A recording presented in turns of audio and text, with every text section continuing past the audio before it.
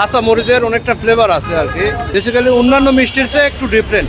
মিষ্টিটা ভালো ছিল, মুখের ভেতর নেওয়ার পরে ফ্লেভারটা ব্লাস্ট করে। দর্শক জীবনে অনেক মিষ্টি তো খেয়েছেন, কখনো কি খেয়েছেন কাঁচা মরিচের মিষ্টি? যারা এই কাঁচা মরিচের মিষ্টি খেয়েছে চলুন তাদের কাছ থেকে শুনি এটি আসলে খেতে কেমন। টেস্ট করে দেখি ভাইয়া। মোটামুটি ভালো, খারাপ না। এরকম মিষ্টি আগে খাওয়া হয়নি। কাঁচা মরিচের অনেকটা ফ্লেভার আছে আর কি, বেসিক্যালি অন্যান্য মিষ্টির চেয়ে একটু ডিফারেন্ট, তো ফ্লেভারটা ভালো আছে। আমি আসলে দুইটা আইটেম টেস্ট করছি, একটা হচ্ছে কাঁচা মরিচের রসগোল্লা আর একটা হচ্ছে খেজুরের গুড়ের রসগোল্লা। এর মধ্যে দুইটাই ভালো, কিন্তু আমার কাছে মনে হয়েছে যে খেজুরের গুড়ের যেটা, এটা খুব ফ্লেভার পুশ করে, মুখের ভেতর নেওয়ার পরে ফ্লেভারটা ব্লাস্ট করে। শুক্রবারের দিন আমরা আসছি এখানে মিষ্টি ট্রাই করার জন্য। মিষ্টিটা ভালো ছিল।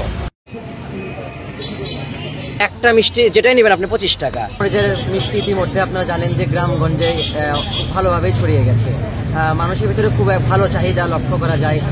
সেই কারণে আসলে কাঁচা মরিচের মিষ্টিটা এই শহরে আনার উদ্দেশ্য। আর লোকজনের সারাও আসলে খুব ভালো দিচ্ছে।